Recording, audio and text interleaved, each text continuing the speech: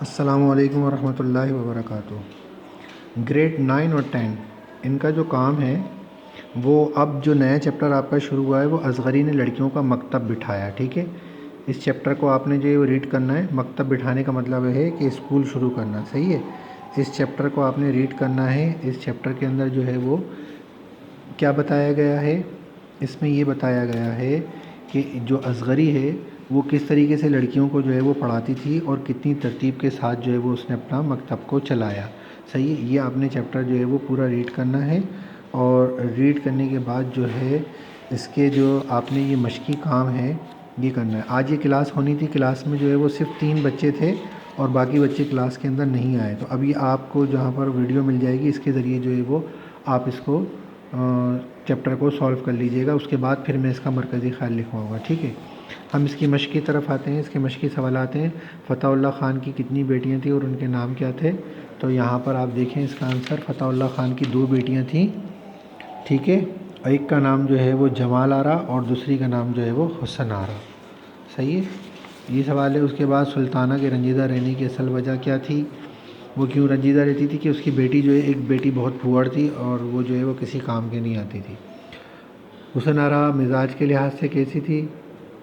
وہ بہت تیز تھی۔ اور شاہ زمانی بیگم نے حسن آرا کی تعلیم کے بارے میں چھوٹی بہن کو کیا مشورہ دیا؟ کہ تم جو ہے وہ اس کو اصغری کے پاس بٹھاؤ۔ اور اصغری نے حسن آرا کو پڑھانے کے لیے کہاں بلایا؟ اس نے اپنے گھر پر بلایا، ٹھیک ہے۔ اور یہ سوالات آپ نے خود سے حل کرنے، ویسے میں نے اس کے مختصر جوابات میں نے بتا دیے ہیں، اور آپ نے جو ہے وہ اس سوال کو جو ہے وہ خود حل کرنا ہے، صحیح ہے۔ اب یہ باقی جو ہے وہ اس کے صحیح غلط پہ جو ہے وہ نشان لگانے۔ پہلا ہے کہ فتح اللہ خان نے اندرور میں املاک خریدی، کتنے کی؟ یہ جگہ کا نام ہے۔ اندرور میں کتنے کی خریدی؟ سینکڑوں روپے کی، ہزاروں روپے کی، یا لاکھوں روپے کی، یا اربوں روپے کی؟ تو اس کا جواب کیا ہے؟ ہزاروں روپے کی۔ دوسرا ہے شاہ زمانی بیگم اتری پالکی سے، رکشے سے، بگی سے، گھوڑے سے؟ تو کیا لکھیں گے؟ پالکی سے۔ اس کے بعد ہے جیم ہے محمد فاضل کی چھوٹی بہو تھی، کام چور، کم عقل، عمر رسیدہ، پڑھی لکھی؟ تو کیا لکھیں گے اس میں؟ پڑھی لکھی۔ اور سلطانہ بیگم چلتے ہوئے اصغری کو دینے لگی اشرفی، بریانی، کپڑے، مٹھائی؟ تو کیا جواب ہے؟ اشرفی۔ دوسرا ہے دیانت قاب میں بھر کے لے کر آئی نکتیاں، اشرفیاں، کھیر، روٹیاں؟ تو کیا جواب ہے اس کا؟ نکتیاں، صحیح ہے۔ اس کے بعد جو ہے وہ یہ میچنگ کرنی ہے۔ کالم اے کو کالم بی سے ملانا ہے، ٹھیک ہے۔ یہ دیکھیں آپ، درج ذیل کالم الف کو کالم بے سے ملانا ہے۔ اس میں جو ہے وہ الف اور بے یہ ملے ہوئے ہیں۔ اب یہ اس میں پہلا لکھا ہوا ہے کہ جمال آرا اور حسن آرا کا باپ کون تھا؟ فتح اللہ، فتح اللہ سے ملانا ہے۔ سلطانہ کی بہن شاہ زمانی بیگم، محمد کامل کی بیوی اصغری، اصغری کی ساس دیانت النساء، اور فتح اللہ خان کے بڑے بھائی حکیم روح اللہ، ٹھیک ہے۔ یہ ملانا ہے آپ نے۔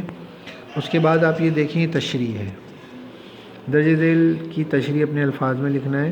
دنیا کا دستور ہے کہ کوئی فرد بشر رنج سے خالی نہیں، اگر ہر طرف خوشی خوشی ہو تو انسان خدا کو بھول کر بھی یاد نہ کرے، ٹھیک ہے۔ اور بے ہے ڈھنڈورا شہر میں، بچہ بغل میں؟ تو اس کی تشریح کیسے کریں گے؟ پہلے حوالہ کریں گے، پھر اس کے بعد جو ہے وہ حوالہ مصنف کریں گے، ٹھیک ہے۔ مصنف جو ہے اس کے ان کے بارے میں لکھیں گے۔ اس کے بعد جو ہے ربط ما قبل، کہ اس سے پہلے جو بات کہی گئی ہے اس کے بارے میں تھوڑا سا لکھیں گے، اور اس کے بعد پھر تشریح کریں گے۔ 5واں سوال اس کے اندر ہے درج ذیل الفاظ اور محاوروں کو اپنے جملوں میں استعمال کرنا ہے۔ لٹو ہونا یعنی بالکل فریفتہ ہو جانا، اس کے اوپر جو ہے وہ اس کی ہر بات ماننا۔ تو آپ لکھ سکتے ہیں، تو احمد تو اپنے دوست کاشف پر لٹو ہو گیا ہے۔ دریغ نہ کرنا یعنی کہ کوئی جو ہے وہ رعایت نہ کرنا، کوئی جو ہے وہ اس کو وہ نہ دینا، آسانی نہ دینا۔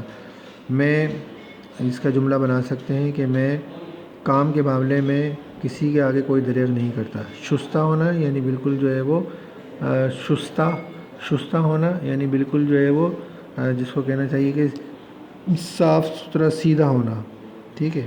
شستہ یعنی کہ صاف ستھرا، اور شستہ زبان استعمال کرنا، بالکل صاف ستھری شستہ زبان استعمال کرتے ہیں۔ نالا لینا یعنی کہ جو ہے وہ ناراض رہنا، اس کا بھی جملہ بن جائے گا کہ میں جو ہے وہ اپنے بعض دوستوں سے نالا رہتا ہوں۔ قباحت قباحت کا مطلب ہے کہ جس میں کوئی وہ مشکل نہ ہو، یعنی کہ کوئی قباحت نہیں ہے. جیسے آپ کہتے ہیں کہ بھئی اس کام میں کیا قباحت ہے، اس کام کے اندر مطلب کیا ایسی کوئی کمی ہے، کوئی پریشانی ہے، کچھ نہیں ہے، تو آپ اس کو جو ہے وہ اس طریقے سے جملہ بنا سکتے ہیں کہ نماز